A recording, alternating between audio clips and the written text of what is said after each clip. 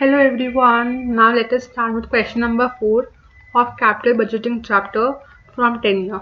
Okay. See this question. Let us first of all read this question. Okay. Scorpio Limited has a machine with an additional life of 5 years which cost 12 lakh rupees, has a book value of 4 lakh.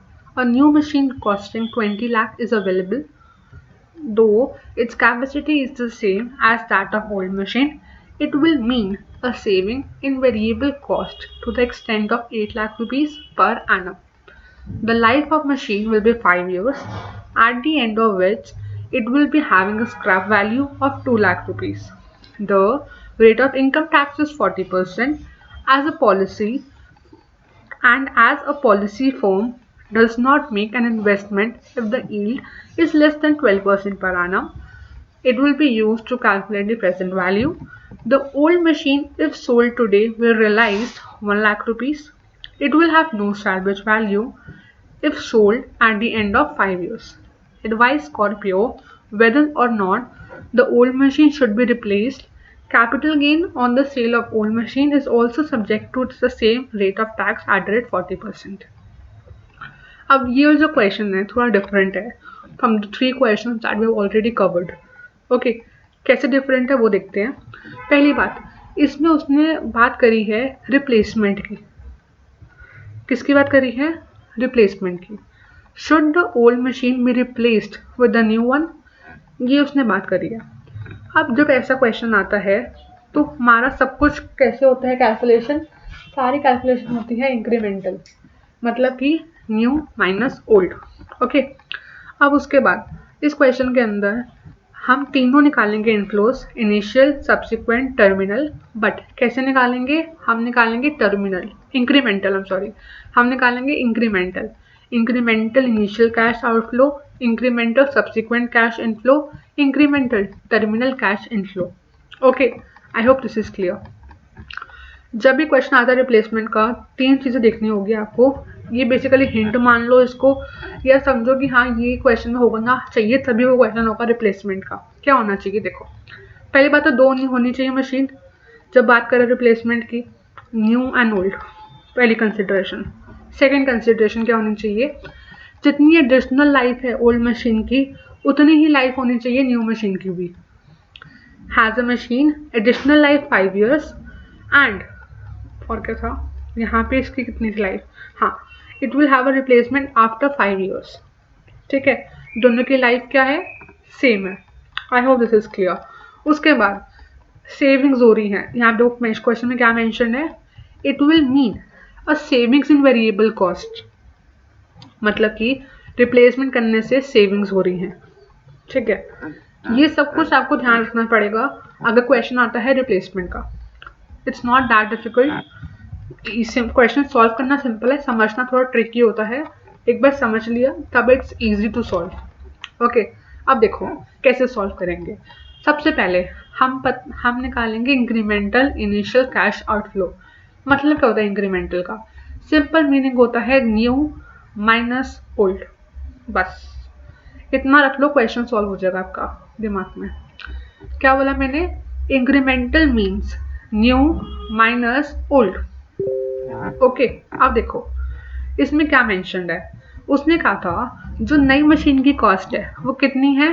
20 lakh रुपए. यहाँ पढ़ो, यहाँ लिखा था a new machine costing 20 lakh is available, मतलब कि नई machine की कॉस्ट कितनी है? 20 लाख रुपए. माइनस कर देंगे salvage value of old machine. उसने बोला था अगर आपने ओल्ड मशीन को आज बेच दिया आपको 1 लाख मिल जाएंगे. अगर आपने बेचा आफ्टर 5 years उसकी सैल्वेज वैल्यू हो जाएगी नील.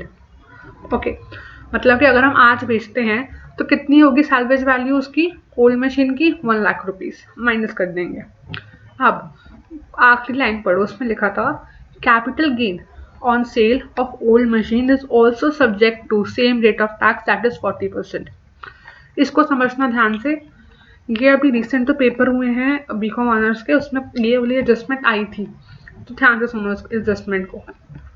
उसने क्या बोला है, जब आपने ओल्ड मशीन को सेल करा है उस पर भी लगेगा टैक्स एट रेट ऑफ 40%. अब ध्यान से समझना, जो मशीन की बुक वैल्यू थी वो थी 4 लाख रुपए। हमने बेची कितने में बेची उसको, 1 लाख में बेचा, ठीक है। उसकी बुक वैल्यू थी 4 लाख, बेचा 1 लाख में, मतलब क्या हो गया, लॉस पे बेचा। अगर आपने लॉस पे बेचा, आपको टैक्स की सेविंग्स होंगी या क्या होगा? अगर आपने लॉस पे बेचा मतलब आपको क्या होगी, टैक्स की क्या हो जाएंगी, सेविंग्स हो जाएंगे। क्या हो जाएंगी, टैक्स की हो जाएंगी सेविंग्स। एक मिनट बार से समझते हैं। देखो यहाँ मेंशन था कि मशीन की बुक वैल्यू थी 4 लाख रुपए, आपने उसको बेचा 1 लाख में, मतलब आपने कितने लॉस से बेचा, आपने उसको बेचा 3 लाख के लॉस पे। 3 लाख रुपए के ऊपर @40%, मतलब कितना होता है, 1,20,000 रुपये। 3 लाख रुपए के ऊपर 40%, 1,20,000 रुपये। ये क्या होगी, आपकी टैक्स की सेविंग्स होंगी। टैक्स की अगर सेविंग्स हो गई मतलब ये क्या हो गया, 1,20,000, 1,20,000। ये क्या हो गया, आपकी टैक्स की सेविंग्स होंगी। टैक्स की सेविंग्स मतलब ये क्या हो गया, कैश इनफ्लो। इनफ्लो निकालना है प्लस करेंगे, तो अभी हम निकाल रहे हैं आउटफ्लो, क्या कर देंगे, माइनस। टैक्स की सेविंग्स कर देंगे minus. 20 lakh minus 1 lakh minus 1,20,000 क्या आ जाएगा, 17,80,000। I hope this is clear. इस क्वेश्चन का मेन पार्ट था ये। अगर ये आ गया मतलब क्वेश्चन डन आपका ऑलमोस्ट। ओके, उसके बाद अब हम निकालेंगे incremental subsequent cash inflow. Okay, अब बात सुनो, उसने बोला है हमें इंक्रीमेंटल सब्सिक्वेंट कैश इनफ्लो निकालना है, लेकिन डेटा तो ऑलमोस्ट सेम ही यूज होना है, कोई डिफरेंस तो है नहीं। तो हमने क्या किया, एक ही बना लिया ईयर नंबर 1 से लेकर ईयर नंबर 5 तक का। इंक्रीमेंटल सेविंग्स होंगी 8 लाख रुपीज़ की पर आना, हमने लिख दिया 8 लाख रुपीज़, ठीक है। माइनस कर देंगे इंक्रीमेंटल डेप्रिसिएशन। कैसे करेंगे, new old, new minus old. कितनी होगी न्यू मशीन की डेप्रिसिएशन, ध्यान से सुनना। 20 लाख की मशीन थी, 20 लाख, 20 लाख माइनस कितना है स्क्रैप वैल्यू, 2 लाख, मतलब कि 18 लाख डिवाइडेड बाय कितनी उसकी लाइफ है मशीन की, 5 साल, मतलब 18 लाख डिवाइडेड बाय 5 कितना आता है, कैलकुलेट करो। 18 लाख डिवाइडेड बाय 5, 3,60,000, मैंने वो लिख दिया। अब कितनी डेप्रिसिएशन है ओल्ड मशीन की, ओल्ड मशीन की बुक वैल्यू है 4 लाख, उसने कहा था salvage value if you will sell it after 5 years is nil, मतलब 4 लाख माइनस 0, 4 लाख माइनस 0, और कितनी लाइफ थी इसकी भी, 5 साल, मतलब कितनी होगी 80,000। कितना आ जाएगा incremental depreciation, 3,60,000 minus 80,000, 2,80,000। Earning before tax 5,20,000, minus कर देंगे टैक्स 40%, 5,20,000 का 40%, 2,08,000। अर्निंग आफ्टर टैक्स आ जाएंगी 3,12,000, प्लस कर देंगे इंक्रीमेंटल डेप्रिसिएशन 2,80,000, हमारे पास आ जाएगा incremental inflow 2,90,000। I hope this is clear. ये हम बहुत टाइम से करते हुए आ रहे हैं। The only difference in this question is this of incremental, nothing else everything is same. The only difference is incremental वाला सब कुछ निकालेंगे। ओके, चलो ये हो गया। अब हम निकालेंगे टर्मिनल कैश इनफ्लो। वो क्या होगा, जो आपकी सैल्वेज वैल्यू है न्यू मशीन की वो लिख देंगे। इंक्रीमेंटल टर्मिनल कैश इनफ्लो क्या हो जाएगा, salvage value of new machine 2 lakh, as simple as that. अब हम निकाल देंगे एनपीवी। एनपीवी क्या होता है, present value of inflow minus present value of outflow. आपको पता है प्रेजेंट वैल्यू ऑफ इनफ्लो कैसे निकालते हैं, ये वाली ये समझाया था मैंने लास्ट क्लास के अंदर और लास्ट वीडियो में, और लास्ट क्वेश्चन में पूरा एक्सप्लेन किया था डिटेल के अंदर। मैं दोबारा से समझा देती हूँ एक बारी। उन्होंने हमें बोला था कि आपको ये है 12%, ये हम यूज़ करेंगे डिस्काउंटिंग करते टाइम, ठीक है। अब देखो 12% है, कितने साल का डेटा है, 5 years का, सेम है तो क्या करेंगे 1 डिवाइडेड बाय 12% है ना, हाँ 1 डिवाइडेड बाय 1.12, 12% है इसलिए 1 divided by 1.12 equal to 5 times press करेंगे. Then press GT.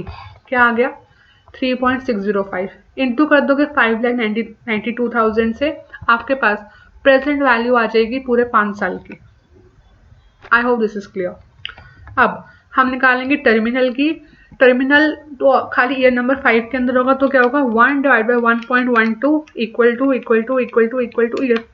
To 0.567 into 2 lakh. अब ध्यान रखना, GT मैंने प्रेस किया खाली इसके अंदर, GT मैंने इसमें प्रेस नहीं किया. क्यों नहीं किया? ये खाली ईयर नंबर 5 का डेटा है. ये मैंने किस लिए निकाला था? ये मैंने पूरे 5 साल का कंबाइंड निकाला था प्रेजेंट वैल्यू, इसलिए मैंने GT प्रेस किया था यहाँ पे. ये खाली ईयर नंबर 5 को मैं लेके आ रही हूँ ईयर नंबर 0 पे. ये डेटा ईयर नंबर 5 का था, मैं लेके आ रही हूँ ईयर नंबर 0 पे. तो अब मैंने GT प्रेस नहीं किया. उसमें क्या था? उसमें ये था, देखो 0 1 2 3 4 और 5. ठीक है, उसमें ये सिस्टम था. उसमें पूरा हमारे को हर साल के दे रखे थे कैश इनफ्लोज, तो मैंने सबको लेके आई थी ईयर नंबर 0 पे, इसलिए मैंने GT प्रेस किया था. लेकिन इसके अंदर क्या है, मैं खाली ईयर नंबर 5 को लेके आ रही हूँ ईयर नंबर 0 पे, इसलिए मैं GT प्रेस नहीं करूँगी. I hope this is clear. ठीक है, तो present value of inflow minus present value of outflow, NPV आ गया positive. It means machine should be replaced. अब तक तो आगे से क्लियर हो जाना चाहिए कि हाँ ये NPV कैसे निकालते हैं, लास्ट स्टेप. ठीक है, कोई अगर डाउट है तो do let me know in the comment section below. I try to resolve that. And thank you for watching.